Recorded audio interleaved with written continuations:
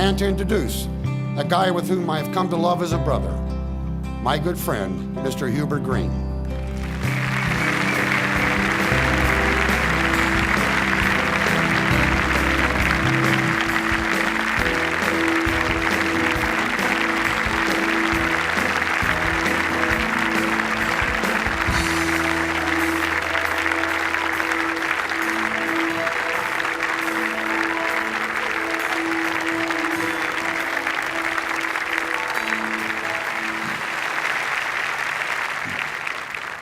A lot of folks ask me, was I worried about Fuzzy speaking for me?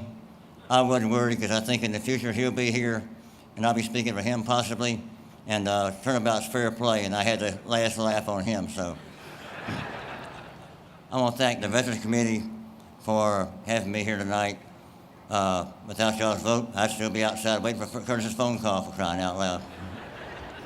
And I want to thank Michelle, who done a great job in organizing and planning for me during a very difficult transition in our relationship. And the best thing about this week is probably being with my boys. My 3 sons are here. First time we played golf ever together, because we're all different parts of the country. And none of us played real good yesterday, but it was fun. A lot of giggles, a lot of fours, and a lot of other cuss words I can't talk about right now. And to have my 2 grandbabies with me too, it's a great honor to have my family with me like that. So this is fantastic. Thank you very much.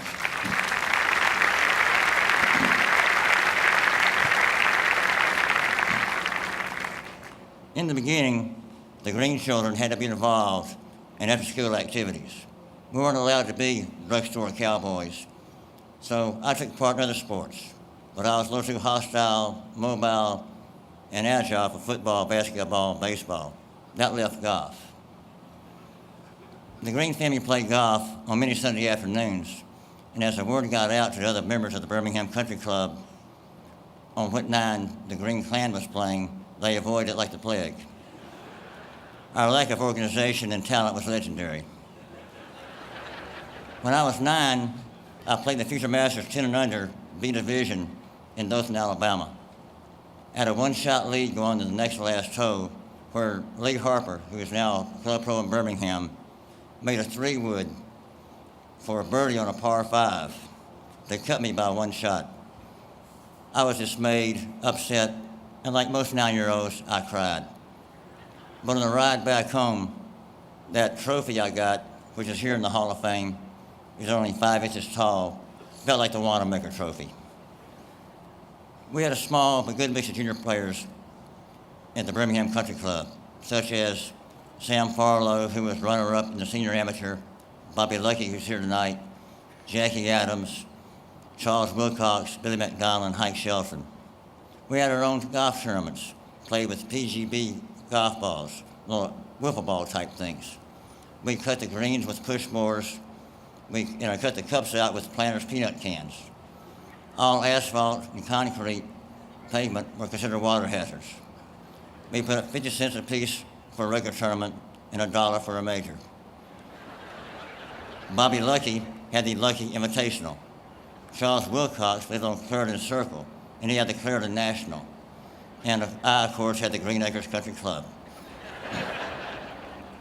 During high school, I was always known as Dr. Green's son, or Maurice Green's little brother. I turned down golf scholarships at the University of Alabama in Auburn to go to Florida State, where I could be unknown. And boy, did I succeed.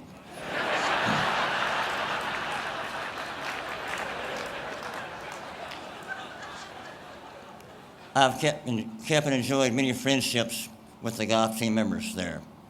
My fellow redneck, Smokey Keeney, who's here tonight, Jay Morelli, who runs the golf school in Mount Snow, Vermont, Bobby Duvall, father of David, and Ron Filo, who's the father of Laura Diaz.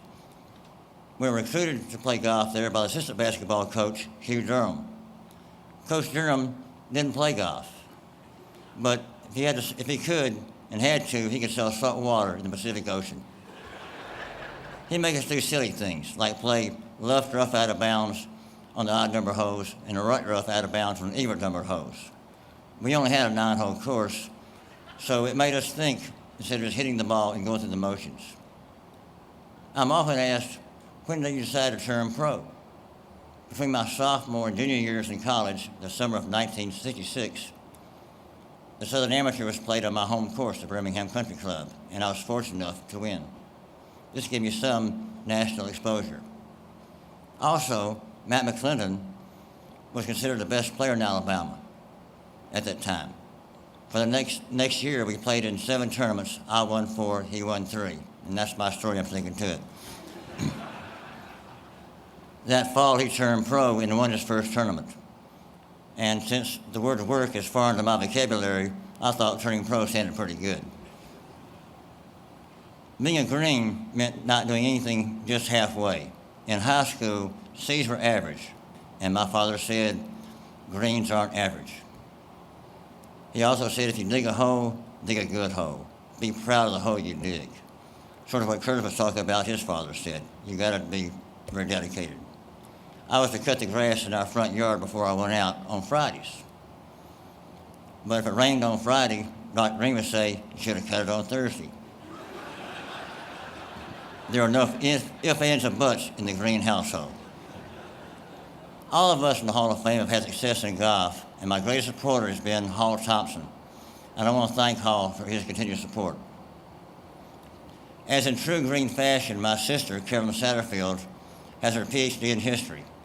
And my brother, Lieutenant Colonel Maurice Green, was awarded 3 Purple Hearts, along with the Silver Star, the second highest, and the Navy Cross, the second highest, and Navy Cross. The Silver Star, the third highest, the Navy Cross, the second highest awards one can receive. Dr. Green never said much about our achievements, but he was always proud and bragging to his friends, but seldom gave us direct praise. In 1972, I played the first TV Club Masters in Japan. The management group who was in charge promised us first-class accommodations on the trip, but our seats were in the field coach class and packed as could be. On the flight back home, I paid for the upgrade for my father and I to first class. And somewhere over the Pacific Ocean, my father turned to me with a drink in his hand and said, son, you done good.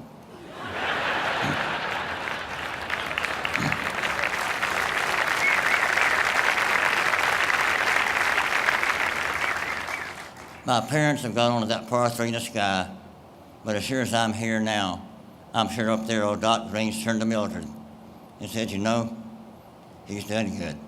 Thank you very much.